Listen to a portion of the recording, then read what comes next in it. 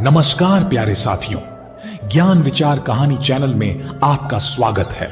प्यारे साथियों, आज की कहानी है एक अनाथ लड़की राधिका की, एक ऐसी मासूम बच्ची की जिसने बचपन में ही अपने मां बाप दोनों को खो दिया। और फिर शुरू हुआ उसका संघर्ष, जहां उसे अपने ही मामा मामी के घर में अत्याचार, अपमान और तानों की आग से गुजरना पड़ा। लेकिन दोस्तों, यही वो कहानी है जो हमें सिखाती है कि जिंदगी चाहे जितनी कठिन क्यों ना हो, अगर दिल में हिम्मत है तो इंसान अपनी तकदीर खुद लिख सकता है। तो चलिए आज की कहानी शुरू करते हैं। राधिका की उम्र तब सिर्फ 10 साल की थी जब उसकी मां मंजू का अचानक बीमारी से निधन हो गया। राधिका के पिता के बारे में उसने सुना था कि राधिका के जन्म के बाद ही उनका देहांत हो गया था। शव यात्रा के दिन पूरा मोहल्ला इकट्ठा था। मोहल्ले की औरतें फुसफुसा रही थीं, अरे बेचारी, अब इस बच्ची का क्या होगा? सुशील मामा के घर जाएगी, बस भगवान अच्छा करे। राधिका की मां सुशील मामा की सगी बहन थी। मामा सुशील और मामी नीलम बाहर खड़े थे, चेहरा तो उदास बनाए हुए, लेकिन आंखों में कहीं एक अलग सी जल्दी थी, जैसे किसी बोझ को उठाकर जल्द से जल्द जगह बदल देनी हो। मामी ने धीरे से मामा के कान में कहा, देखो सुशील, हमें राधिका को तो ले जाना ही पड़ेगा, नहीं तो लोग क्या कहेंगे, लेकिन कामकाज में लगा देंगे वरना सिर पर बैठ जाएगी।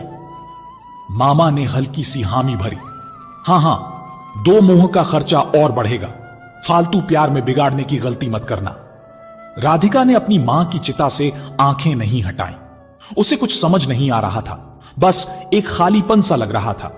गांव से शहर के रास्ते में राधिका के छोटे से बैग में बस 2 जोड़ी कपड़े, एक पुरानी गुड़िया और मां मंजू की तस्वीर थी। नीलम मामी के घर पहुंचते ही दरवाजे से ही आवाज आई, यह कौन है? यह आवाज थी उनकी बेटी सुनैना की, जिसकी उम्र 9 साल थी। मामी ने झूठी मुस्कान के साथ कहा, अरे तेरी गांव वाली बुआ की बेटी है राधिका, अब हमारे साथ रहेगी। सुनैना ने ऊपर से नीचे तक राधिका को घूरा और नाक भौं सिकोड़ते हुए बोली, छी, तुम्हारे कपड़े कितने गंदे हैं, और तुम इस घर को अपना घर समझने की भूल मत करना। राधिका को सुनैना की बात समझ में आ रही थी। उसके दिल में एक हल्की सी चुभन हुई, लेकिन उसने कुछ नहीं कहा। पहली ही रात खाना सबके बाद मिला, और वह भी बचे हुए चावल जो ठंडे और सख्त हो चुके थे। मामी ने प्लेट रखते हुए कहा, देख, यहां खाने का ढंग यही है, पहले घर के लोग खाएंगे फिर तू। दिन बीतने लगे। सुबह सूरज निकलने से पहले राधिका उठ जाती। झाड़ू पोछा, बर्तन, कपड़े धोना, यह सब उसका रोज का काम था। मामा मामी के दोनों बच्चे स्कूल जाते और राधिका को भी जाने का मन करता, लेकिन मामी का एक ही जवाब होता, स्कूल जाने से पेट नहीं भरता, काम करने से भरता है। कभी कभी राधिका छुपकर मोहल्ले के स्कूल के गेट से बच्चों को देखती, उनकी हंसी सुनती और अपनी गुड़िया को पकड़े बस सपने बुनती। एक दिन मामा के बेटे मोहित ने जोर से चिल्लाकर कहा, मां, राधिका ने मेरे लिए पानी लाने में देर कर दी। मामी ने गुस्से से झाड़ू उठाया और राधिका को मारा।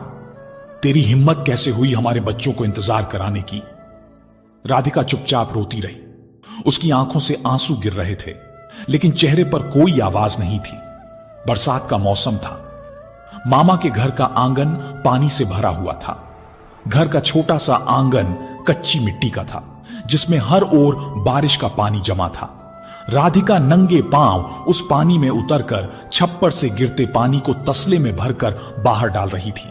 भीतर से मामी की कड़क आवाज गूंजी, अरे राधिका, जरा जल्दी कर, फिर रसोई में आकर बर्तन भी धोना है, और सुन, पानी बाहर गिरा देना वरना मच्छर पनपेंगे। राधिका के चेहरे पर थकान साफ दिख रही थी। बाल बिखरे हुए, कपड़े मैले और पांव में कीचड़। वो कुछ कहना चाहती थी, लेकिन जुबान पर ताले लगे थे। रात को जब मामी के बच्चे ताजा गरम गरम खाना खा चुके होते, राधिका को वहीं बासी बचा हुआ खाना थाली में डालकर दे दिया जाता। राधिका को न नया कपड़ा मिलता, न पसंद का खाना। घर के बच्चों के बाद बचा हुआ वही बासी खाना उसकी थाली में डाल दिया जाता, वह भी जैसे उस पर कोई एहसान कर रहे हो। रात को खाने के समय मामी अपने बच्चों से कहती, अरे मोहित, रोटी पूरी खा ले, बर्बाद मत कर। मोहित, नहीं मम्मी, ये तो बासी हो गई है, मैं ताजी लूंगा। मामी, ठीक है, तो ये बासी राधिका को दे देंगे। राधिका बासी रोटी चुपचाप खा लेती। कभी कभी तो उसे बर्तन से खुरच कर निकली दाल दी जाती। मामी, देख राधिका, खाना बर्बाद नहीं करना चाहिए। तू तो बासी भी खा लेती है ना, वैसे भी तेरी आदत हो गई है। राधिका जी निगलते हुए आंसू रोकते रोकते खा लेती। रात में जब वह थोड़ी लेटती तो उसे वह दिन याद आता जब उसकी मां का निधन हो गया था। मामा मामी ने सबसे कहा था, हम इसे अपनी बेटी की तरह पाल लेंगे, लेकिन अब हकीकत कुछ और थी। मामा मामी ने उसे अपने घर में जगह तो दे दी, लेकिन उसे एक बेटी की तरह नहीं बल्कि काम करने वाली की तरह रखा था। उनका घर मोहल्ले के बीचों बीच था। गली में बच्चे खेलते, औरतें चौखट पर बैठकर गपशप करती और चाय वाले की कड़क चाय की खुशबू हवा में फैलती। पड़ोस की श्यामली आंटी को राधिका पर तरस आता था। एक दिन उन्होंने मामी से कहा, बहन, ये बच्ची है, इसे इतना काम क्यों करवाती हो, खेलने दो। मामी नाक सिकोड़कर बोली, अरे दीदी, ये खेल खेल में कहीं गिर पड़ गई तो लेना देना हो जाएगा, और वैसे भी घर के काम करेगी तभी तो सीखेगी। श्यामली आंटी ने राधिका को अपनी तरफ खींचते हुए कहा, बेटा आजा, थोड़ी देर मेरे यहां बैठ जा। मामी तुरंत बोली, नहीं, अभी तो इसे आटा गूंथना है। राधिका फिर वापस रसोई में भेज दी गई। एक दिन पड़ोसियों की बातें सुनकर मामा ने उसे पास के सरकारी स्कूल में दाखिला दिला दिया था, लेकिन पढ़ाई उसकी प्राथमिकता नहीं थी, क्योंकि मामी उसे हर रोज हिदायत देती और कहती, सीधी घर आना, रास्ते में किसी से बातें मत करना, वरना खाना बनाने में देर हो जाएगी। स्कूल में उसकी दोस्त पूजा अक्सर पूछती, राधिका, तेरे पास तो कभी नई पेंसिल भी नहीं होती, मामा मामी तुझे कुछ लाकर नहीं देते क्या? राधिका मुस्कुराकर झूठ बोलते हुए कहती, अरे मेरे पास है, लेकिन घर भूल आई। असल में राधिका की कॉपी में जगह जगह पुराने पन्ने चिपके रहते, पेंसिल आधी टूटी हुई और बैग भी मामा के बच्चों का पुराना था। मामी के दोनों बच्चे सुनैना और मोहित राधिका को नौकरानी कहकर चिढ़ाते थे।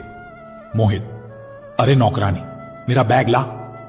रानी, अरे जा, मेरा टिफिन निकालकर उसे साफ कर देना जरा ठीक से, पिछली बार तूने ठीक से साफ नहीं किया था। राधिका, मैं तुम्हारी नौकरानी नहीं हूं। मोहित, तो फिर कौन है? मालकिन ही। दोनों उसका मजाक उड़ाकर हंसने लगते। नीलम कभी उन्हें डांटती नहीं, बल्कि हंसकर कहती, अरे बच्चे हैं, मजाक कर रहे हैं। राधिका का स्कूल मोहल्ले से आधा किलोमीटर दूर था। सुबह सुबह वह मामा के बच्चों के टिफिन बनाती, उनके यूनिफॉर्म प्रेस करती, फिर अपने लिए पुरानी सलवार कमीज पहनकर निकलती। पैरों में कभी कभी चप्पल भी नहीं होती। बरसात में कीचड़ में पैर गंदे हो जाते तो क्लास में लड़कियां हंस देती। एक दिन स्कूल में रक्षाबंधन का कार्यक्रम था। सब बच्चों के हाथ में नई नई राखियां थीं। पूजा ने राधिका से पूछा, तूने अपने भाई को राखी बांधी? राधिका धीरे से बोली, नहीं, मेरे पास तो राखी भी नहीं है। पूजा, अरे मैं अपनी एक दे दूं? राधिका, नहीं, मामी डांटेंगी। वो पूरे दिन चुप रही। शाम को घर आई तो सुनैना ने हंसते हुए कहा, तेरे पास राखी नहीं है? हां हां, देख मेरे पास कितनी है, तू तो अनाथ है, तेरे लिए कौन लाएगा? राधिका ने चुपचाप अपने कमरे में जाकर आंसू पोंछे। एक दिन बहुत तेज बारिश हो रही थी। मामी ने राधिका को छत पर भेजा कि बाल्टी रख दे, वरना पानी कमरे में टपक जाएगा। छत पर पहुंचते ही राधिका का पांव फिसल गया और उसका घुटना छिल गया। खून बह रहा था, लेकिन जब नीचे आई तो मामी ने बस इतना कहा, अरे ये तो हल्की सी खरोंच है, नाटक मत कर। श्यामली आंटी ने पट्टी बांधी और चुपचाप राधिका को एक पकौड़ी का टुकड़ा भी दिया। राधिका ने आंखों में आंसू लिए वह पकौड़ी खाई, क्योंकि शायद बहुत दिनों बाद उसने गर्म खाना चखा था। शाम को सब खाना खाकर अपने अपने कमरे में जाते तो राधिका आंगन में बैठकर आसमान के तारों को देखती और मन ही मन सोचती, काश कोई होता जो मुझे अपनी बेटी की तरह अपनाता। काश मुझे भी गर्म खाना, नया कपड़ा और स्कूल के बाद खेलने का वक्त मिलता। काश मेरी मां जिंदा होती। लेकिन अगले ही पल मामी की तेज आवाज गूंजती, अरे राधिका, यहां क्या कर रही है बैठे बैठे, चल बर्तन धो। और उसके सपने अधूरे रह जाते। त्योहार के समय जब रिश्तेदार आते तो मामी राधिका को कमरे में छुपा देती। तू ज्यादा घूमना फिरना मत, वरना सबको तेरी हालत का पता चल जाएगा। मोहल्ले की गली में उर्मिला चाची रहती थी, जो हर घर की खबर रखती थी। एक दिन उन्होंने मामी से कहा, अरे नीलम सुन, ये राधिका बड़ी हो रही है, कहीं इधर उधर लड़कों से बात ना करने लगे। मामी चिढ़कर बोली, हाय हाय भगवान बचाए, ये तो हमारी इज्जत का सवाल है। उस दिन से मामी ने राधिका पर और नजर रखना शुरू कर दिया, यहां तक कि स्कूल जाते वक्त भी कह देती, सीधे सीधे जाना, किसी से हंसकर बातें मत करना, वरना तेरी खैर नहीं। दिवाली का समय था, पूरा मोहल्ला सजा हुआ था, बच्चों के हाथों में फूल झड़ियां थीं और घर घर में मिठाइयों की महक थी। राधिका भी मन ही मन चाहती थी कि उसे भी नए कपड़े मिले, लेकिन मामी ने कहा, तेरे लिए पिछले साल की सलवार कमीज है ना, वही पहन ले, क्या फर्क पड़ता है। जब सब बच्चे पटाखे फोड़ रहे थे, राधिका आंगन में बर्तन मांज रही थी। श्यामली आंटी ने उसे पुकारा और एक रसगुल्ला दिया। लो बेटी, मिठाई खा लो, त्योहार सबके लिए होता है। राधिका की आंखें भर आईं। उसने रसगुल्ला ऐसे खाया जैसे दुनिया की सबसे बड़ी खुशी पाली हो। एक बार राधिका का बुखार 102 डिग्री तक पहुंच गया। वो बिस्तर पर पड़ी थी, लेकिन मामी ने कहा, अरे थोड़ा काम करने से क्या हो जाएगा, बर्तन धो और खाना खा ले, नहीं तो कल का खाना भी बर्बाद हो जाएगा। मामा ने धीमे स्वर में कहा, छोड़ देना नीलम, बच्ची बीमार है। मामी, अरे बीमार नहीं, आलसी है। राधिका ने आंसू पोंछे और घिसटते हुए बर्तन धोने लगी। एक दिन मोहित की एक किताब गुम हो गई। सीधे राधिका पर इल्जाम लगाया गया, मोहित तूने मेरी किताब चुराई है। राधिका, नहीं मैंने नहीं ली। मामी, झूठी, तेरे मरे मां बाप ने यही सिखाया है। यह सुनते ही राधिका का दिल टूट गया। वह भागकर आंगन में बैठ गई और देर तक रोती रही। श्यामली आंटी ने आकर दिलासा दिया, बेटी सब्र रख, भगवान सब देख रहा है।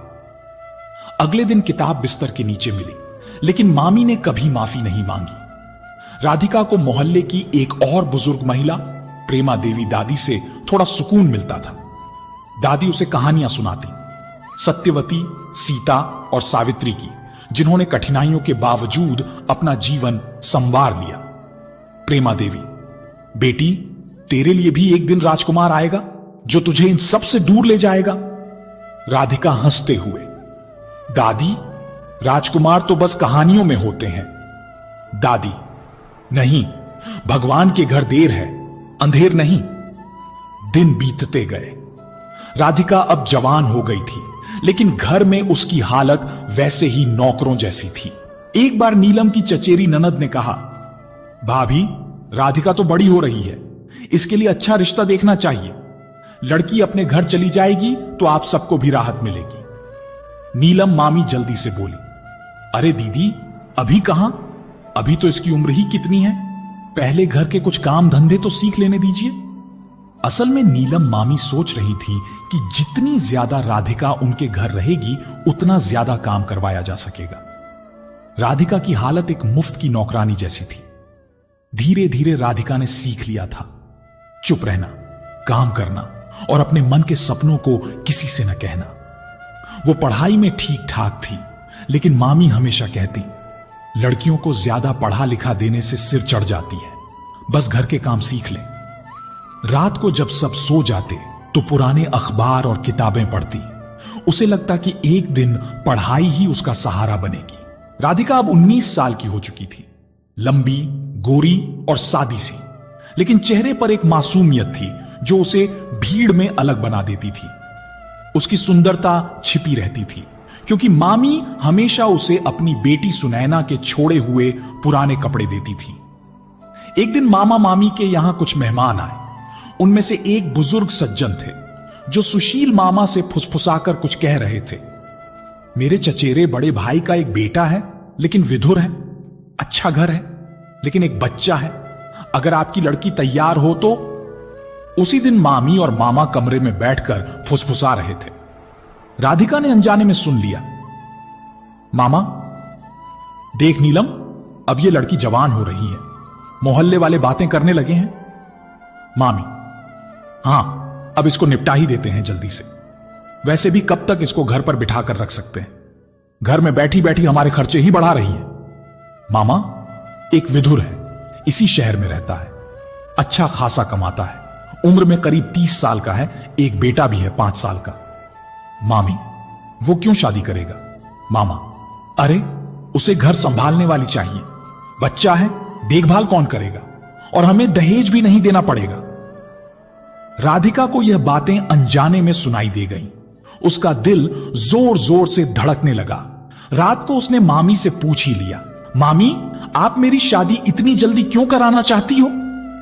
मामी ने तुनक कर जवाब दिया, क्योंकि तू हमारी जिम्मेदारी है, और जिम्मेदारी को जितनी जल्दी उतार फेंके उतना अच्छा। वैसे भी तेरे जैसी अनाथ लड़की के लिए अच्छा रिश्ता है। राधिका की आंखें भर आईं। लेकिन मामी मैं तो पढ़ना चाहती थी। मामी ने ठंडी हंसी हंसते हुए कहा, पढ़ाई से रोटियां नहीं मिलती, और तू कोई सुनैना महारानी नहीं है कि तेरी इच्छा चले। रानी ने कान में चुटकी लेते हुए कहा, देख भाग्य चमक गया तेरा, इतना अमीर आदमी मिल रहा है। 2 दिन बाद मामी ने उसे अपने कमरे में बुलाया।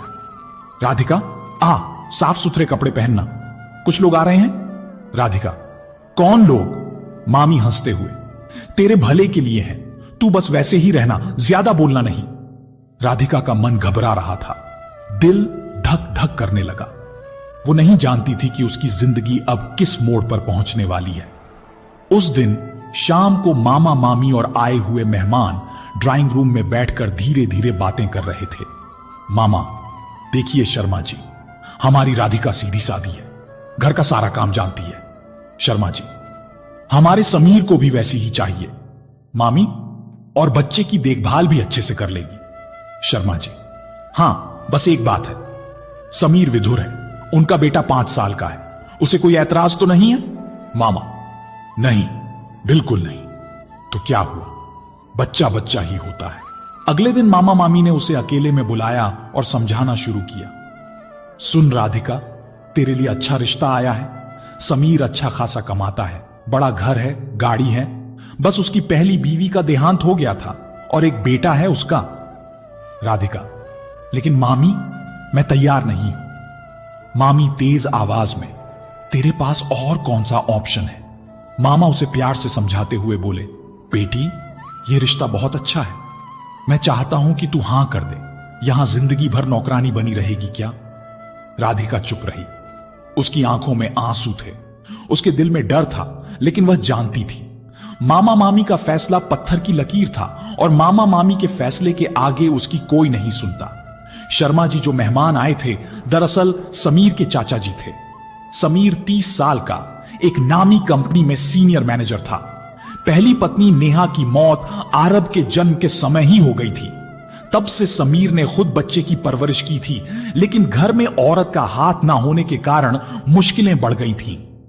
चाचा जी ने समीर को समझाया, देखो लड़की गरीब है, लेकिन सीधी सादी और घरेलू है, तुम्हें अपने बच्चे के लिए भी मां मिलेगी और घर में सुकून भी। समीर ने थोड़ी सोचकर हामी भर दी। मामी ने राधिका से कहा, शादी बड़ी धूमधाम से नहीं होगी, इतना खर्चा हम नहीं कर सकते, मंदिर में फेरे होंगे, फिर सीधा ससुराल। शादी के दिन राधिका ने लाल रंग की पुरानी साड़ी पहनी जो उसकी मां की थी। मंदिर में सिर्फ मामा मामी, समीर, आरब, चाचा जी और पंडित जी मौजूद थे। फेरे खत्म होते ही विदाई के समय सुशील मामा ने उसके सिर पर हाथ रखकर कहा, जा राधिका बेटी, अपने ससुराल जा, अब वहीं तेरा अपना घर होगा, अब तू राज करेगी, लेकिन हमें भूल मत जाना। मामी ने भी कहा, हमारे बारे में अपने ससुराल वालों से अच्छी अच्छी बातें कहना। गाड़ी में बैठते समय उसने पीछे मुड़कर मामा मामी को देखा, लेकिन उनके चेहरे पर सिर्फ हल्की सी औपचारिक मुस्कान थी, ना प्यार ना आंसू। राधिका के मन में मिश्रित भाव थे, एक ओर डर, दूसरी ओर एक हल्की सी उम्मीद कि शायद नया घर उसकी जिंदगी बदल दे। राधिका जब अपने पति समीर के घर पहुंची तो देखकर दंग रह गई। 5 कमरों का बड़ा घर, खूबसूरत बगीचा, नौकरानी शकुंतला और सबसे प्यारा 5 साल का नन्हा आरब। समीर का घर बड़ा और खुला था, दीवारों पर सुंदर पेंटिंग थी, ड्राइंग रूम में सोफे पर सजे कुशन और बाहर हरे भरे पौधों का बगीचा। नौकरानी शकुंतला ने दरवाजा खोला और हंसते हुए कहा, आइए बहू रानी, स्वागत है आपका आपके नए घर में। यह रहा आपका अपना घर, अब संभालिए इसे। आरब ने दौड़कर समीर के पीछे से झांका और धीरे से पूछा, यह आंटी कौन है? समीर ने कहा, यह तुम्हारी नई मम्मा है बेटा, जाओ उनके पास। आरब बोला, यह मेरी मम्मा है? समीर ने कहा, हां बेटा, अब यह तुम्हारी मम्मा है। आरब ने मासूमियत से राधिका का हाथ पकड़ लिया। उस स्पर्श में एक अजीब सी गर्माहट थी जो राधिका ने कभी महसूस नहीं की थी। पहली रात समीर ने साफ शब्दों में कहा, मैं जानता हूं कि अभी तुम बहुत छोटी हो यह सब संभालने के लिए, लेकिन धीरे धीरे सब कुछ संभल जाएगा। आरब आज से तुम्हारी जिम्मेदारी है। आरब को मां का प्यार दे दो और मुझे कुछ नहीं चाहिए, बाकी सब समय के साथ ठीक हो जाएगा। राधिका ने सिर हिलाया, लेकिन मन में अभी भी संकोच था। एक नई जिम्मेदारी उसके नाजुक कंधे पर आ गई थी। वह सोच रही थी कि अब आगे क्या होगा। उस रात वह सोचती रही, शायद मेरी किस्मत अब बदलने वाली है, या फिर एक नई कैद में आ गई हूं। नया घर, नई शुरुआत। शादी के अगले दिन सुबह राधिका जल्दी उठ गई। मामा के घर में रहते हुए वह रोज सूरज उगने से पहले काम शुरू कर देती थी, तो आदत यहां भी वही थी। वह किचन में गई तो देखा कि शकुंतला पहले से ही नाश्ता बनाने में लगी है। शकुंतला बोली, अरे बहू जी, आप इतनी जल्दी? यहां तो आप आराम से उठ सकती हैं। राधिका ने कहा, नहीं, मैं भी मदद कर दूंगी। दोनों साथ काम करने लगी। शकुंतला ने धीरे धीरे घर के बारे में बताना शुरू किया। कौन कौन पड़ोसी है, किससे बचकर रहना है और कौन समीर का खास है। समीर सुबह तैयार होकर ऑफिस जाने लगा। राधिका, मैं शाम को 7 बजे तक आ जाऊंगा। आरब का ध्यान रखना। उसका लहजा ना बहुत ठंडा था, ना बहुत अपनापन भरा, बस एक जिम्मेदारी जैसा। राधिका ने चुपचाप सिर हिलाया। आरब स्कूल जाने से पहले राधिका के पास आया और बोला, मम्मा, मेरे टिफिन में आज आलू के पराठे रखना। यह मम्मा शब्द सुनकर राधिका का दिल पिघल गया। शायद पहली बार किसी ने उसे इतने अपनेपन से बुलाया। दोपहर में दरवाजे पर घंटी बजी। सामने एक हंसमुख औरत खड़ी थी, नीली साड़ी, माथे पर बड़ी बिंदी और हाथ में मिठाई का डिब्बा लिए। नमस्ते, मैं सीमा अग्रवाल हूं, सामने वाले घर से। सुना था समीर जी की शादी हुई है, सो मिलने आ गई। राधिका ने कहा, आइए भाभी, अंदर आइए। सीमा बैठते बैठते इधर उधर नजर दौड़ाती रही। कुछ ही देर में उसने सवालों की झड़ी लगा दी। कहां की हो, पढ़ाई कितनी हुई है, पहले कहां रहती थी? राधिका मुस्कुराकर जवाब देती रही, लेकिन समझ गई कि यह औरत सिर्फ गपशप के लिए आई है। जाते जाते सीमा बोली, राधिका, सोसाइटी में सब एक दूसरे को जानते हैं, अच्छे से रहना, पर ध्यान रखना, यहां हर बात जल्दी फैलती है। शाम को समीर आया तो देखा आरब राधिका की गोद में सो रहा है। उसके चेहरे पर हल्की सी मुस्कान आ गई। समीर ने कहा, आरब को बहुत दिन बाद इतनी चैन की नींद आई है। राधिका बोली, बच्चा है, बस थोड़ा प्यार चाहिए। उस पल उनके बीच एक छोटी सी लेकिन गहरी समझदारी बन गई। शुरुआत में राधिका को समीर से खुलने में समय लगा। वह नए माहौल में खुद को अजनबी महसूस करती थी, लेकिन समीर का व्यवहार बहुत सम्मानजनक था। राधिका ने ठान लिया था कि मैं आरब को कभी यह महसूस नहीं होने दूंगी कि उसकी असली मां नहीं हूं। दिन बीतते गए। समीर का व्यवहार बहुत अच्छा था। उसने कभी राधिका पर किसी चीज के लिए दबाव नहीं डाला। आरब धीरे धीरे राधिका से इतना जुड़ गया कि हर वक्त उसके साथ ही रहता। एक दिन आरब बीमार पड़ गया। राधिका ने सारी रात उसके सिर पर पट्टियां रखी, दवा दी और सुबह तक जागती रही। समीर ने कहा, तुम तो अपने बेटे से भी ज्यादा इसे संभाल रही हो। राधिका ने धीरे से कहा, यह अब मेरा बेटा ही तो है। उस दिन राधिका ने मन ही मन तय कर लिया, मैं आरब को कभी अकेला महसूस नहीं होने दूंगी। मेरी कोख भले खाली रहे, लेकिन यह बच्चा कभी ममता से खाली नहीं होगा। राधिका और समीर की जिंदगी में खुशियां थीं। आरब थोड़ा बड़ा हो चुका था और हर किसी से कहता, मेरी मम्मा ही मेरी असली मम्मा है। राधिका जानती थी उसका बचपन चाहे कैसा भी रहा हो, लेकिन अब उसकी जिंदगी में सबसे बड़ा सुख है एक परिवार जो उसका अपना है। एक दिन मामी का फोन आया। तो कैसी चल रही है सुनैना बहू की नई जिंदगी?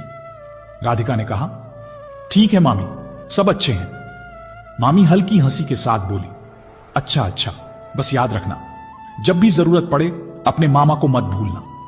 राधिका को समझ आ गया, यह याद रखना दरअसल पैसों की उम्मीद है। वह चुप रही, लेकिन मन में जानती थी कि यह भांजी का रिश्ता सिर्फ औपचारिकता का है। एक हफ्ते बाद सोसाइटी की महिलाओं की कीर्तन सभा हुई। सीमा ने राधिका को भी बुला लिया। वहां कई औरतों ने उसे ऊपर से नीचे तक देखा।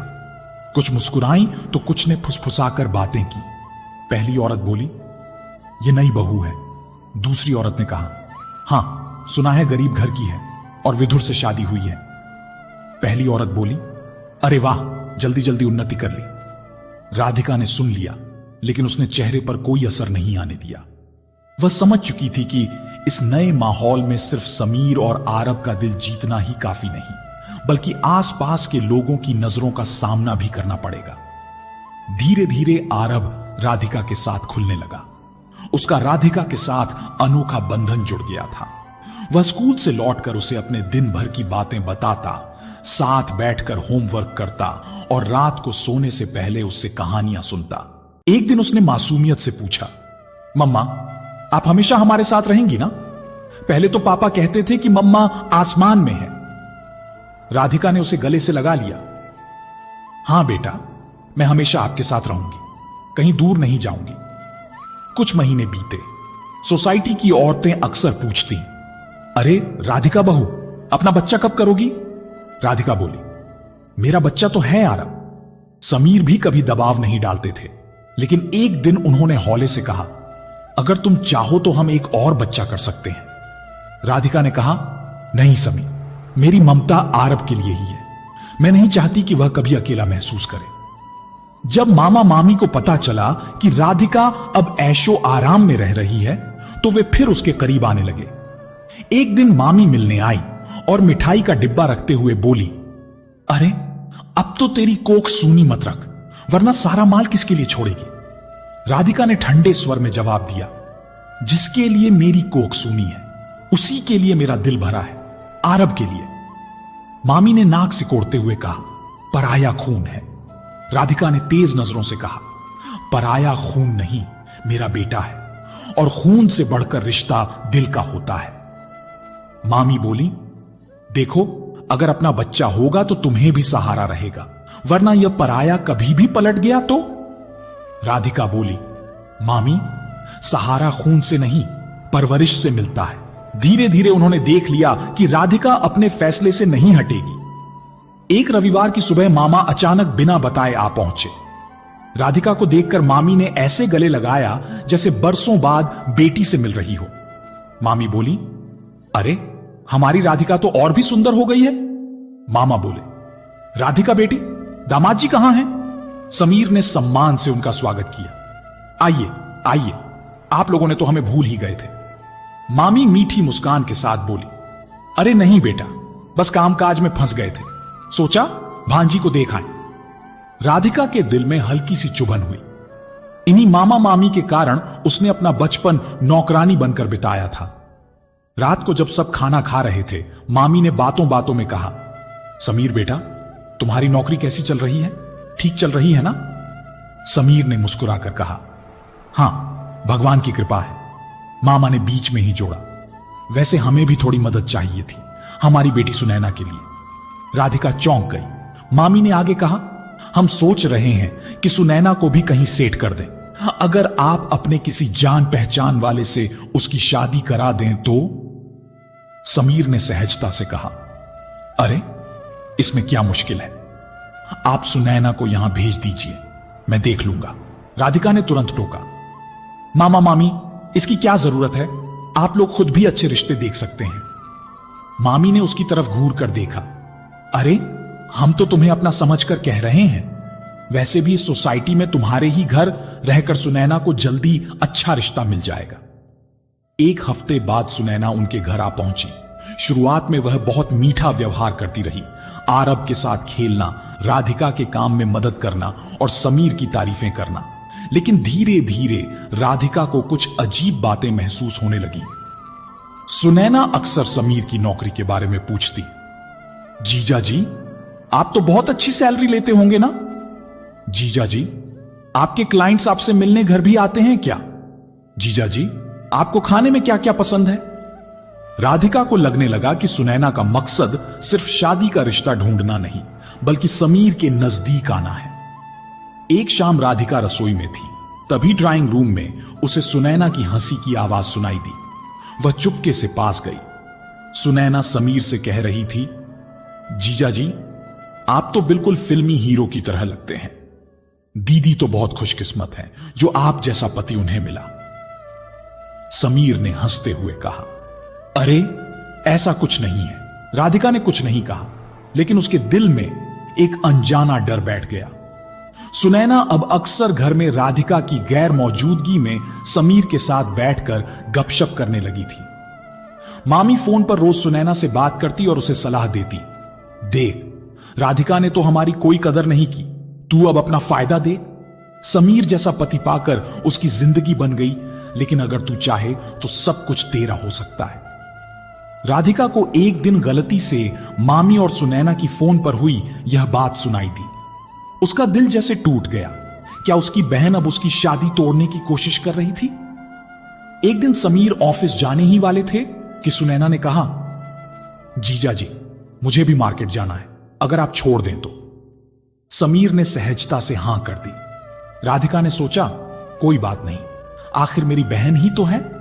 लेकिन शाम को पड़ोस की सीमा भाभी ने राधिका से हंसते हुए कहा, अरे आज तो तुम्हारे पति एक खूबसूरत लड़की के साथ मार्केट में घूम रहे थे, मुझे लगा तुम्हें बता देना चाहिए।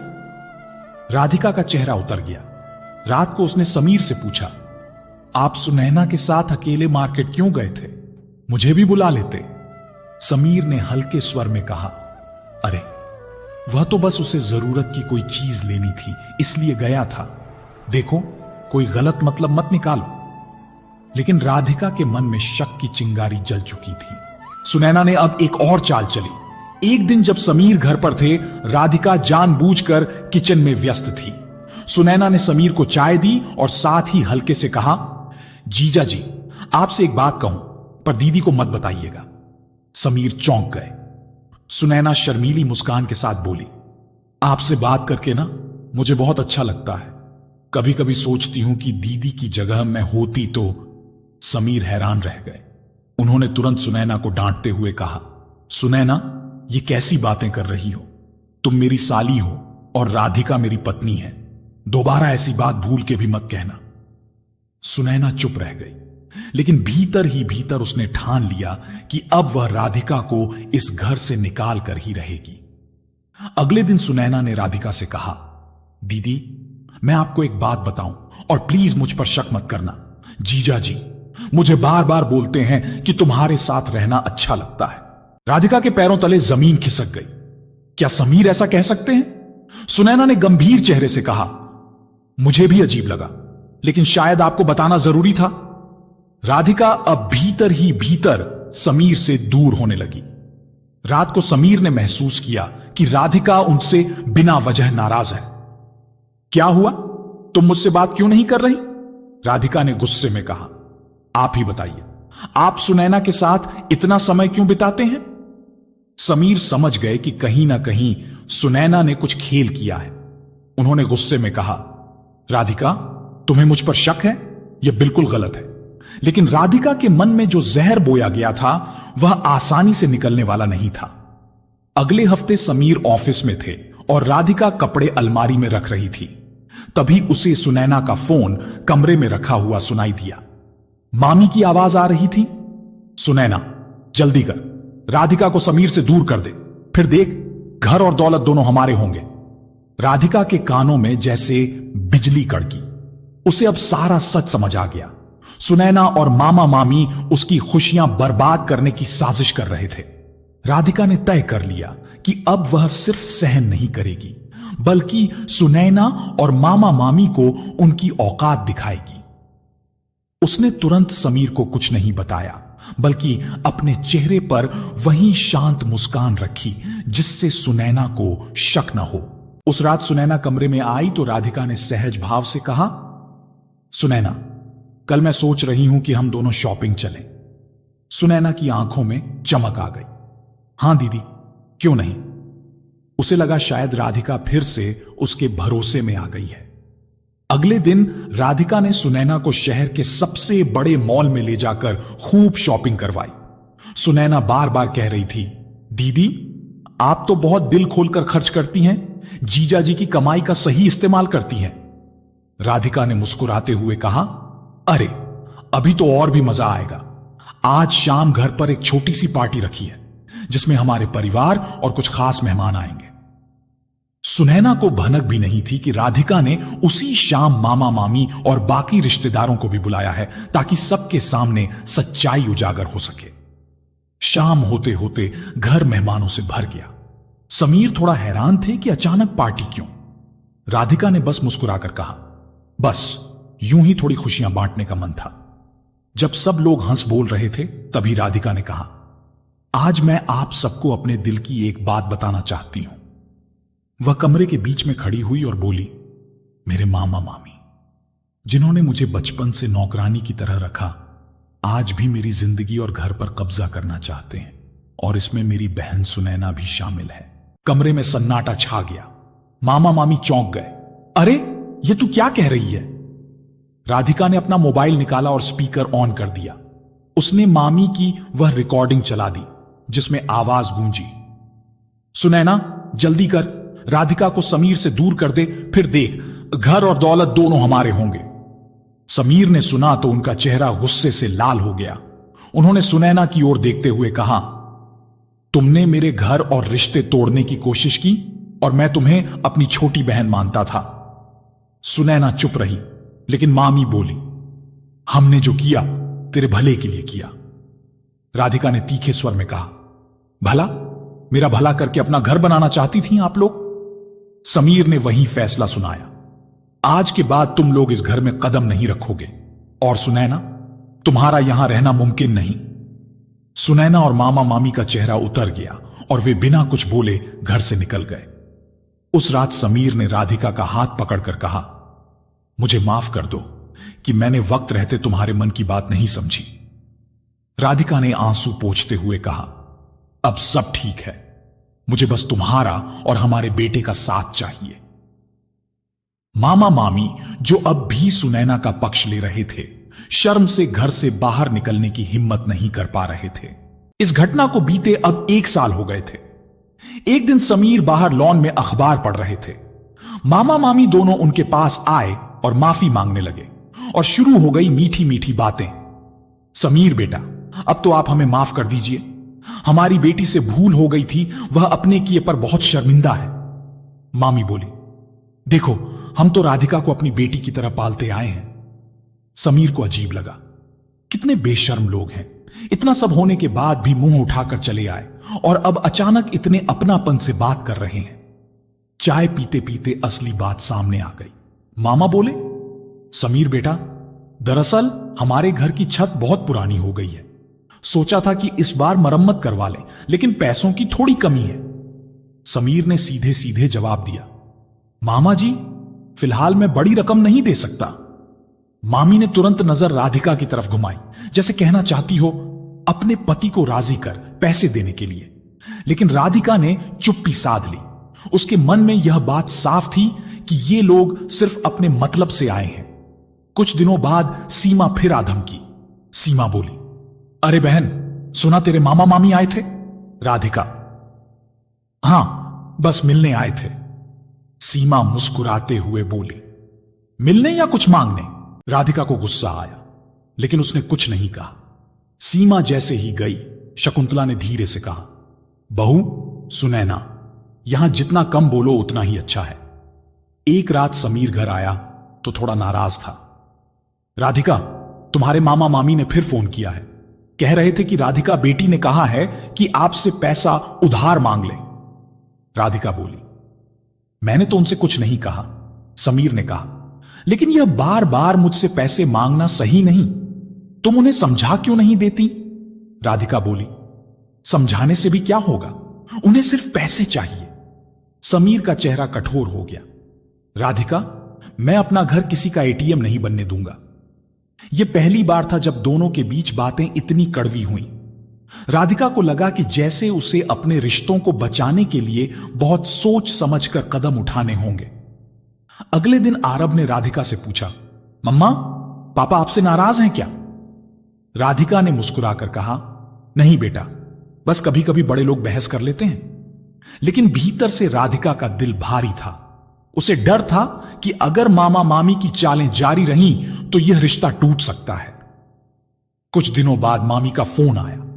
मामी ने धमकी भरे स्वर में कहा, राधिका, तू हमारे एहसानों को कैसे भूल गई? तेरे मां बाप के मरने के बाद हमने तुझे बेटी की तरह पाला, पढ़ाया, लिखाया, तेरी शादी की, और आज तू हमारी थोड़ी सी भी मदद नहीं कर सकती। राधिका बिना कुछ कहे फोन रख देती है और मन ही मन कहती है, मामी, मुझे याद मत दिलाओ कि आपने मुझे किस तरह अपने घर में रखा था। सिर्फ एक नौकरानी का दर्जा दिया था और अब तो आप लोग सीधा सीधा इमोशनल ब्लैकमेल कर रहे हैं। उसने मन ही मन ठान लिया कि अब वह चुप नहीं बैठेगी। एक सुबह राधिका घर के आंगन में पौधों को पानी दे रही थी। तभी दरवाजे पर जोर जोर से खटखटाहट हुई। दरवाजा खोलते ही मामा मामी और उनका बेटा मोहित अंदर घुस आए। मामी बोली, कितना घमंड आ गया है तुझे राधिका, हम तेरा पालन पोषण नहीं करते तो तू आज यहां ऐसे ठाठ से नहीं बैठी होती। मामा बोले, बेटी, समीर को कह दे कि हमें 200 रुपए चाहिए बस। मोहित ने भी कहा, हां बहन, तुझे थोड़ी तो मदद करनी ही चाहिए, हमारे तुझ पर कितने एहसान हैं। राधिका ने गहरी सांस ली। मामा जी, मामी जी और मोहित भैया, मैंने आपको कभी नहीं कहा कि आप मेरे लिए बलिदान दें। आपने जो किया वह अपनी बहन के लिए किया था, मेरे लिए नहीं। मामी का चेहरा लाल हो गया। हमारा दिमाग मत खराब कर, वरना तेरी ही सोसाइटी में तेरी ऐसी बदनामी करेंगे कि तेरे घर वाले भी तुझसे नफरत करने लगेंगे। उस शाम राधिका ने समीर को छत पर बुलाया। हल्की हवा चल रही थी, लेकिन राधिका के अंदर तूफान था। समीर, मुझे तुमसे कुछ कहना है। बचपन से लेकर शादी तक मामा मामी ने मेरे साथ कैसा व्यवहार किया, मैं कभी बताना नहीं चाहती थी, लेकिन अब मजबूर हूं। राधिका ने सब कुछ बताया। कैसे उसे नौकरानी की तरह रखा गया, बासी खाना खिलाया गया, स्कूल छुड़वाया गया, और अब वे उसके सुख देखकर जल रहे हैं। समीर चुपचाप सुनता रहा। फिर उसकी आंखों में गुस्सा आ गया। अब मुझे समझ में आया कि वे ऐसे क्यों बर्ताव कर रहे हैं राधिका। अब यह लोग हमारे घर के दरवाजे तक नहीं आएंगे। कुछ ही दिनों में सोसाइटी में अफवाह फैलने लगी। राधिका ने अपने सगे मामा मामी को अपमानित करके घर से निकाल दिया। पति की कमाई पर इतराती है, मायके वालों को भूल गई। सीमा ने तो जैसे मिर्च मसाला डालकर पूरी सोसाइटी में गपशप फैला दी। एक दिन राधिका ने खुद सीमा भाभी से सामना किया। सीमा भाभी, सुना है आप मेरी बहुत चिंता कर रही हैं सोसाइटी में। सीमा, अरे बहन, मैं तो बस लोगों को समझा रही थी। राधिका, अच्छा, तो यह पति की कमाई पर इतराना वाला डायलॉग भी समझाने में ही निकला था। सीमा सक पका गई और बिना जवाब दिए चली गई। इसी तनाव के बीच आरब ने राधिका को एक छोटा सा कार्ड दिया। मम्मा, आप दुनिया की सबसे अच्छी मां हो। राधिका की आंखें भर आईं। आरब की मासूमियत फिर जीत गई। उसे लगा यही उसका असली परिवार है, समीर और आरब। नीलम मामी और मोहित एक बार फिर आए। सुशील मामा नहीं आए थे, लेकिन इस बार समीर ने दरवाजे पर ही रोक दिया। देखिए, राधिका मेरी पत्नी है, उसकी इज्जत मेरे लिए सबसे ऊपर है। अगर आपने आगे से उसे ब्लैकमेल करने की कोशिश की तो मुझे कानूनी कार्रवाई करनी पड़ेगी। वे लोग बिना कुछ कहे वहां से चले गए। राधिका को लगा जैसे उसकी आत्मा से एक बोझ उतर गया हो। नीलम मामी और उनके परिवार से छुटकारा मिलने के बाद राधिका ने जैसे चैन की सांस ली। अब सुबह उसकी शुरुआत आरब की खिलखिलाहट से होती और शाम में समीर के साथ चाय के प्यालों में घुली बातें लाती। एक दिन समीर ने कहा, राधिका, मुझे लगता है कि हमें कहीं घूमने जाना चाहिए। तुम्हारे चेहरे पर वह पुरानी चमक वापस लानी है। राधिका हंसकर बोली, तो फिर तैयार रहिए, मैं लिस्ट बनाने लग रही हूं। और हां, शॉपिंग भी करनी पड़ेगी। समीर मजाक में, बस यही डर था, घूमने से ज्यादा बिल से डर लगता है। आरब पास में बैठा हंसने लगा। पापा, मम्मा तो वैसे भी सबसे सुंदर हैं, लेकिन मम्मा को और सुंदर दिखाने के लिए अच्छे अच्छे ड्रेस तो चाहिए ही ना। राधिका, देखा समीर, मेरा बेटा कितना समझदार है, अपनी मम्मा की साइड लेकर बोलता है, और आप में तो बिल्कुल समझ है ही नहीं। उधर मामी और मोहित ने एक और हथकंडा अपनाया, राधिका को बदनाम करना शुरू कर दिया। जिस लड़की को हमने अपनी बेटी समझ के पाला, आज जब वह थोड़े पैसे वाली हो गई तो हमसे ही रिश्ता तोड़ दिया। बड़ी ही स्वार्थी और खुदगर्ज निकली राधिका। पर अब राधिका उनकी बातों को अनसुना करने लगी थी। अब वह अपनी दुनिया में खुश थी, उसे किसी की भी फिक्र नहीं थी। पड़ोसी कहते, राधिका जैसी माएं तो बहुत ही कम देखने को मिलती हैं, सौतेले बेटे के लिए अपनी कोख सुनी करके रखी है। लेकिन यह बात राधिका तक पहुंचते ही उसने ठहाके लगाकर कहा, कमाल है, अब मेरे बच्चे कब और कैसे होंगे यह भी बाहर वाले तय करेंगे। समीर भी मुस्कुराकर बोला, लोगों का काम है कहना, हमारा काम है उनकी बातों को दिल पर न लेना। एक दिन मामा मामी ने कॉलोनी वालों की मीटिंग में राधिका को नीचा दिखाने की कोशिश की। हमारी भांजी हमें भूल गई है, हमने इसे पाला और यह हमें पहचानती ही नहीं। राधिका खड़ी हो गई। हां, आपने पाला, लेकिन किस तरह? बासी खाना, पुराने कपड़े, अपमान, यह सब भी गिनाऊं क्या? अगर आज मैं खुश हूं तो यह मेरी मेहनत और मेरे पति का साथ है, आपका नहीं। सब चुप हो गए। कुछ लोगों ने ताली भी बजाई। मामा मामी का चेहरा उतर गया, जैसे सारा खेल बिगड़ गया हो। आरब ने स्कूल में मदर्स डे पर राधिका के लिए कविता लिखी। मां, तुम हो तो घर में रोशनी है, तुम हंसो तो जैसे बारिश हो जाती है। राधिका ने उसे गले से लगा लिया। तुमको पाकर मैंने सच्चा संतान सुख पा लिया है, अब मुझे किसी की भी चाह नहीं है। समीर एक तरफ खड़ा यह दृश्य देखकर भावुक हो गया। मामा के व्यापार में घाटा पड़ गया।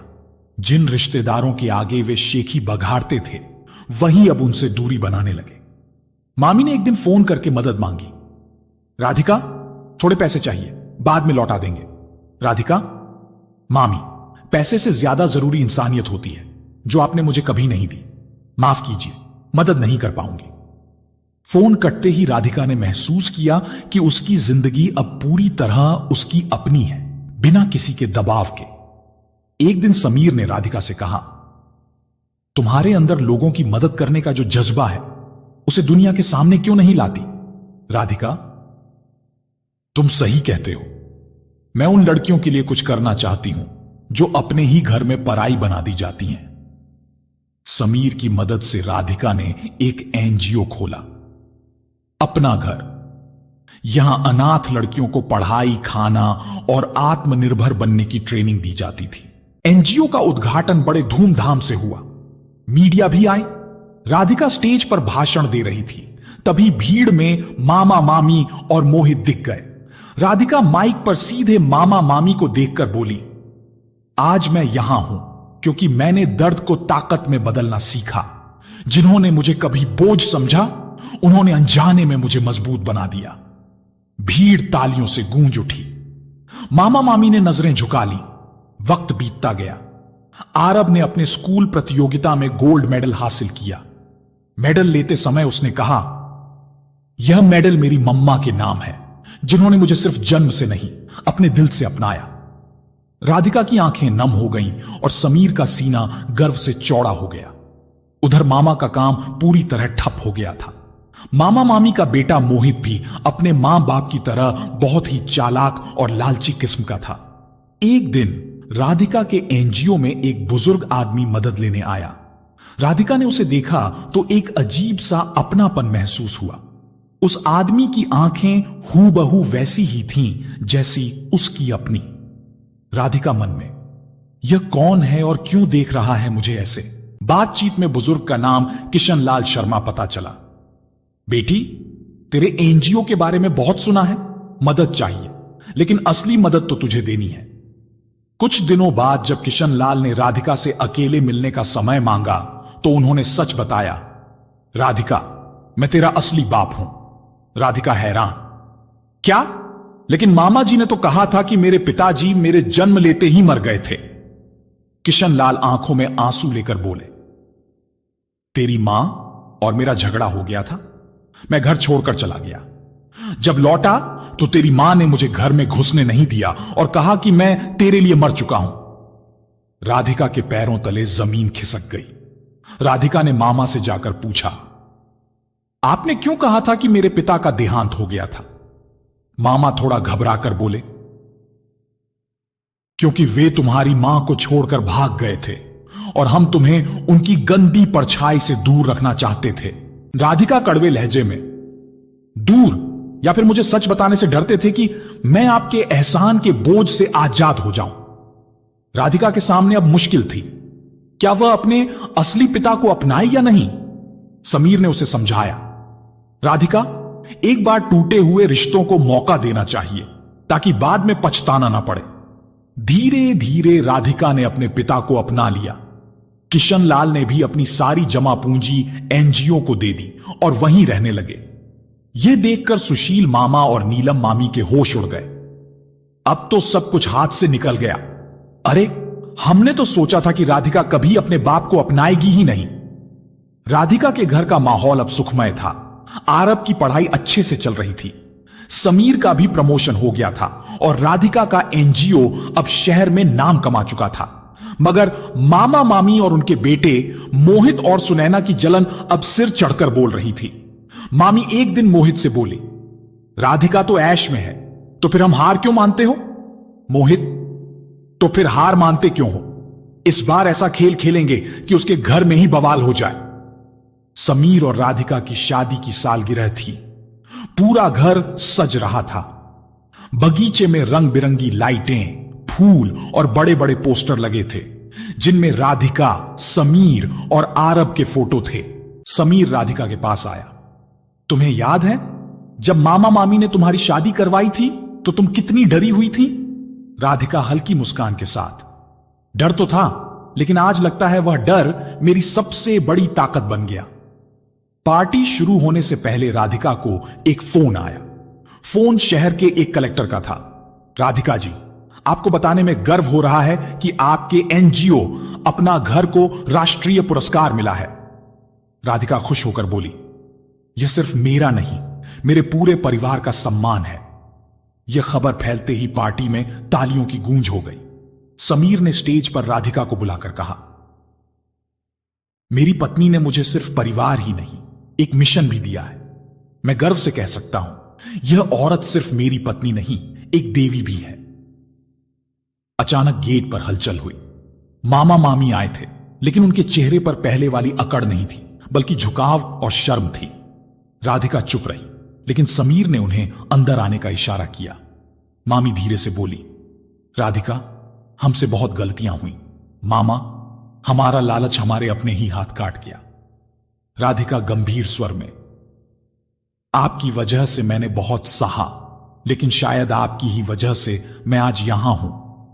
अगर वह दर्द ना होता तो मैं इतनी मजबूत नहीं बनती। आरब ने मामा मामी के लिए प्लेट में खाना लगवाया। पार्टी में जब केक कटा तो समीर ने सबसे पहले राधिका को, फिर आरब को खिलाया। मां, आप वादा करो, चाहे जो हो जाए, हमारा यह परिवार हमेशा ऐसा ही रहेगा। राधिका आंखों में नमी के साथ बोली, यह वादा नहीं, यह मेरी जिंदगी का मकसद है। रात के अंत में राधिका आंगन में बैठी तारों को देख रही थी। समीर पीछे से आया, क्या देख रही हो? बस सोच रही हूं कि एक अनाथ बच्ची से लेकर यहां तक का सफर कितना लंबा रहा। समीर, लेकिन अब सफर अकेला नहीं है। समीर ने उसका हाथ थाम लिया और आकाश में एक तारा टूटा। राधिका ने मन ही मन कहा, धन्यवाद भगवान, मुझे यह परिवार देने के लिए। एनजीओ अपना घर के काम में राधिका दिन रात लगी हुई थी। वह अब सिर्फ अनाथ बच्चों की ही नहीं, बल्कि विधवाओं और बेसहारा औरतों के लिए भी काम कर रही थी। समीर ने कई बार कहा, तुम खुद को इतना मत थकाओ, थोड़ा अपने लिए भी जी लो। राधिका मुस्कुराते हुए, तुम्हारे लिए और आरब के लिए जीना ही तो मेरा अपना जीना है। हालांकि पार्टी में मामा मामी और मोहित ने माफी मांग ली थी, लेकिन लालच का कीड़ा अभी भी जिंदा था। मामी ने एक दिन अकेले में राधिका से कहा, सुन, तेरे पास इतना पैसा है, इतना नाम है, तेरे अपने बच्चे नहीं तो तेरे पास सब किसका होगा? राधिका कड़क आवाज में। अपना घर का, और इस सवाल का जवाब मैं तुम्हें बार बार नहीं दूंगी। समीर को यह बात पता चली तो उसने राधिका का हाथ पकड़कर मुस्कुराते हुए कहा, देखो, परिवार की ताकत यही है। जितना कोई तोड़ने की कोशिश करेगा हम उतना मजबूत होंगे। तुम्हें किसी को भी सफाई देने की जरूरत नहीं है। राधिका, मुझे सफाई नहीं देनी, बस यह एहसास दिलाना है कि मैं अब वही बच्ची नहीं रही जो उनके बचे हुए खाने पर जिंदा रहती थी। धीरे धीरे समय सरकता गया। आरब अब 15 साल का हो चुका था। एक दिन राधिका ने देखा कि वह स्कूल से उदास लौटा है। राधिका, क्या हुआ बेटा? कुछ नहीं, बस सब कहते हैं कि मैं आपका असली बेटा नहीं हूं। राधिका का दिल बैठ गया। उसने उसे गले लगाया। दिल का रिश्ता खून से नहीं, अपनेपन और प्रेम से बनता है। लेकिन मम्मा, मैं सबको साबित करके दिखाऊंगा कि मैं आपका बेटा हूं, चाहे कुछ भी करना पड़े। एक दिन नीलम मामी राधिका से मिलने के बहाने घर आई और मामी ने आरब के कान भरने की कोशिश की। देख बेटा, तेरी मां तुझे बहुत प्यार करती है, लेकिन जब तेरी मां का अपना बच्चा हो जाएगा तब देखना, वह तुझे बिल्कुल प्यार नहीं करेगी।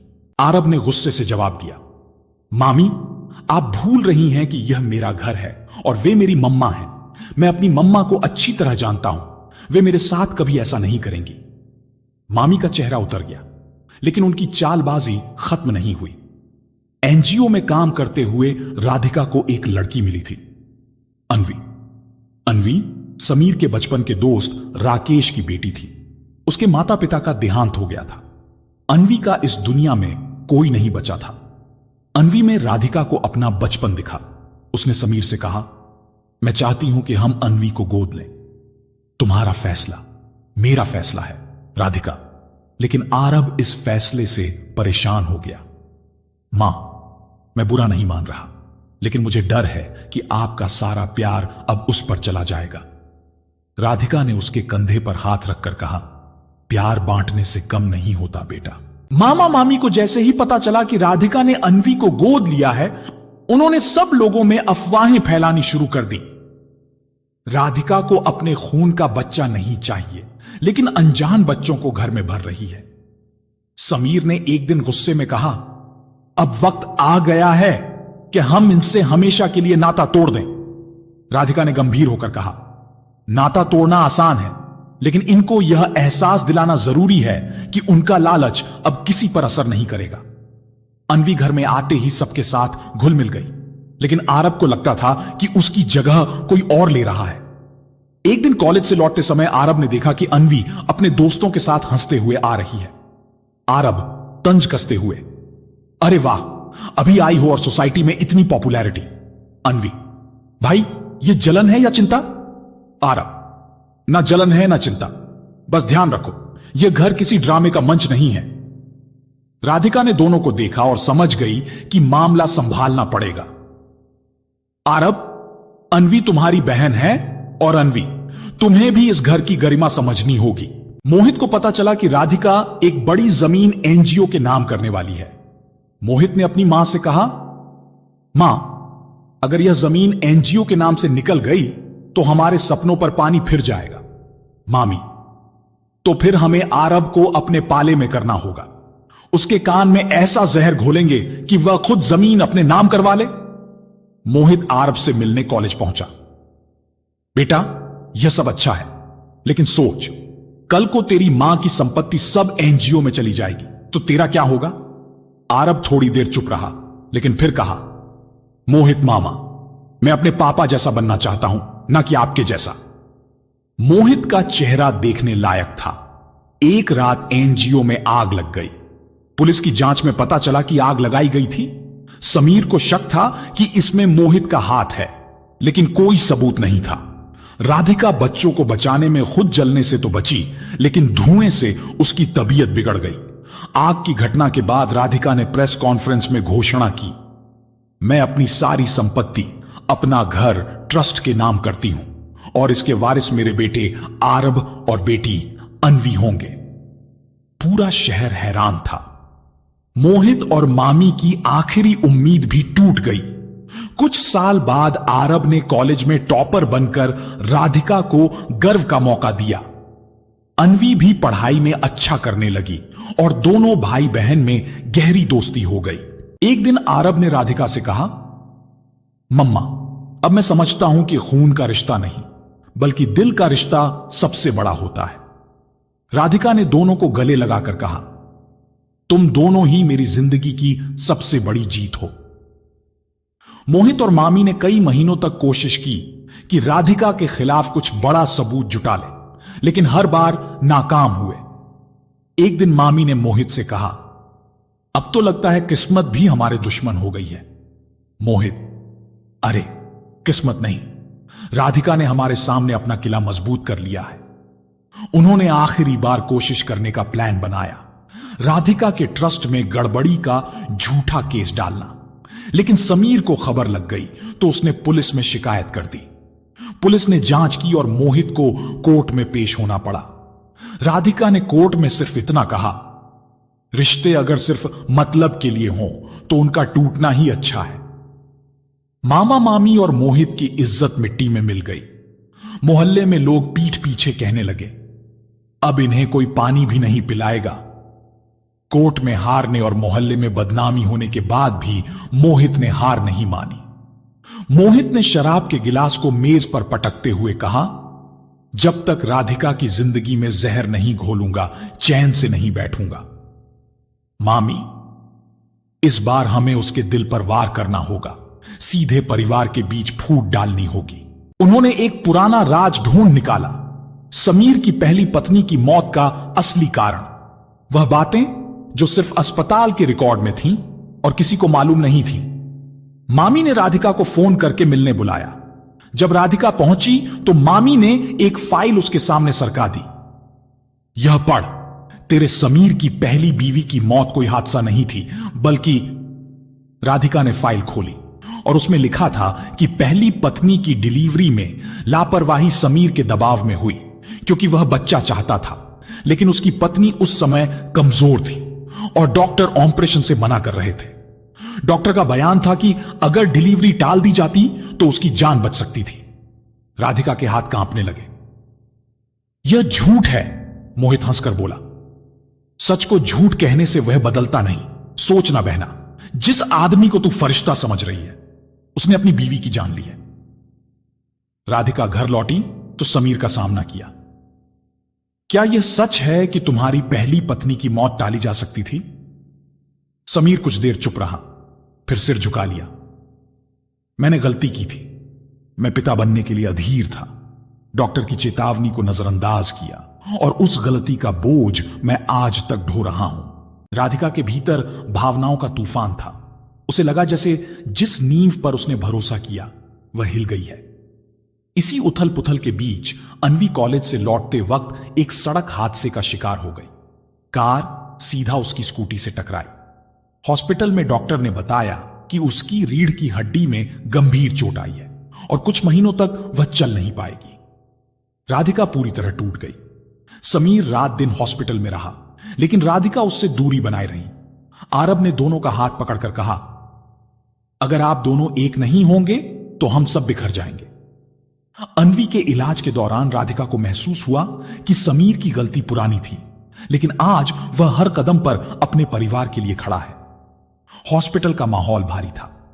अन्वी व्हील चेयर पर बैठी थी, आंखों में उदासी और चेहरे पर सवाल। राधिका धीरे से उसके पास बैठी।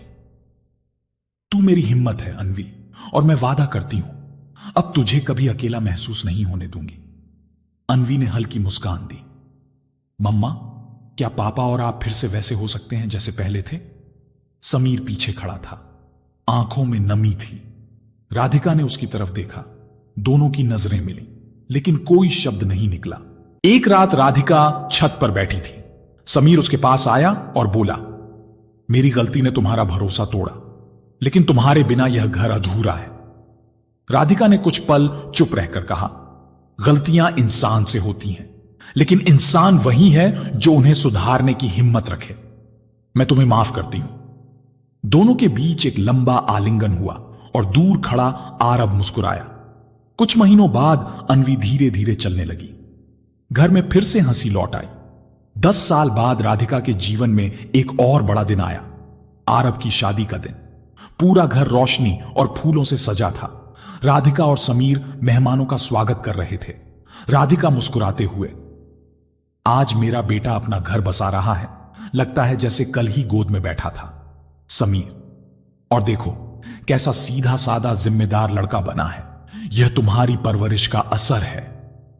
आरब अपनी दुल्हन अंकिता के साथ मंडप में आया और सीधा राधिका के पास गया। मां, यह सब तुम्हारी वजह से है। मैं चाहता हूं कि अंकिता भी तुम्हारी तरह बनना सीखे। अंकिता हंसकर बोली, मां, जैसी बनना तो मुश्किल है, लेकिन कोशिश जरूर करूंगी। वक्त के साथ मामा मामी की उम्र ढल चुकी थी। एक दिन अस्पताल से फोन आया कि मामी की तबीयत नाजुक है। राधिका उनके पास गई। पास बैठी मामी एकदम अकेली और टूटी हुई सी थी। राधिका, जो तेरे साथ किया वह गलत था, माफ कर दे। राधिका धीरे से बोली, माफ करना आसान है लेकिन भूलना मुश्किल। मामा कमजोर आवाज में बोले, राधिका, तू बड़ी हो गई है और मैं छोटा पड़ गया। मामा की आंखों में पछतावे के आंसू थे। राधिका ने उनके हाथ थाम लिए। आप मेरे बड़े हैं और हमेशा रहेंगे। उसने इलाज का खर्च उठाया क्योंकि राधिका ने बदला लेने के बजाय इंसानियत चुनी थी। राधिका का एनजीओ अब देश भर में मशहूर हो गया था। लोग उसे राधिका दीदी कहकर पुकारते थे क्योंकि उसने सैकड़ों लड़कियों की जिंदगी संवार दी थी। समीर, आरब और राधिका की तस्वीर अखबार के पहले पन्ने पर छप गई। प्यार और अपनापन ही है असली परिवार। राधिका के चारों ओर उसका परिवार था। उनकी खिलखिलाहट और दूर एनजीओ की इमारत पर लगा बोर्ड चमक रहा था, अपना घर जहां हर बेटी है अपनी। प्यारे साथियों, जीवन की इस पूरी कहानी में राधिका ने हमें यह सिखाया कि मां बनना सिर्फ जन्म देने से नहीं, बल्कि किसी के जीवन में प्रेम, सुरक्षा और अपनापन भर देने से होता है। एक अनाथ बच्ची से लेकर समाज सेवी राधिका दीदी बनने तक का उसका सफर हमें दिखाता है कि दर्द और संघर्ष ही इंसान की सबसे बड़ी ताकत बन सकते हैं, अगर उनमें से सीखने की हिम्मत हो। राधिका ने हर रिश्ते को अपने तरीके से परिभाषित किया। जहां कुछ लोगों ने उसे गिराने की कोशिश की, वहीं उसने अपने कर्मों और इंसानियत से उन्हें ऊपर उठने का रास्ता दिखाया। उसने सिखाया कि बदला लेने से बड़ा कर्म माफ करना होता है, और रिश्ते अगर दिल से निभाए जाएं तो खून का रिश्ता भी छोटा पड़ जाता है।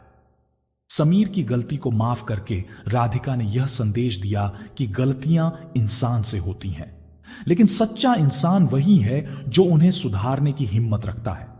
उसका परिवार, जिसमें आरब और अनवी ने प्रेम और समानता का अर्थ सीखा, यह दर्शाता है कि घर ईंट पत्थरों से नहीं, बल्कि आपसी विश्वास और संवेदना से बनता है। जब राधिका ने अपनी संपत्ति, अपना घर ट्रस्ट को समर्पित की, तो उसने यह सिद्ध कर दिया कि सच्ची संपत्ति धन नहीं, बल्कि वह प्रेम है जो हम दूसरों में बांटते हैं। वह अपनी जिंदगी की मिसाल बन गई कि जो दूसरों के आंसू पोंछता है, उसका चेहरा खुद हमेशा चमकता है। अंततः कहानी हमें यही सिखाती है कि परिवार वह नहीं जो खून से बनता है, बल्कि वह है जो दिल से जुड़ता है, और सच्ची जीत उसी की होती है जो दूसरों के लिए जीना जानता है। प्यारे साथियों, तो कैसी लगी आपको हमारी यह कहानी? अगर कहानी अच्छी लगी हो तो कमेंट बॉक्स में जरूर बताएं। तो आज के लिए बस इतना ही। मिलते हैं अगली वीडियो में एक और नई कहानी के साथ। तब तक के लिए खुश रहें, अपना और अपनों का ख्याल रखें। जय श्री राधे कृष्ण।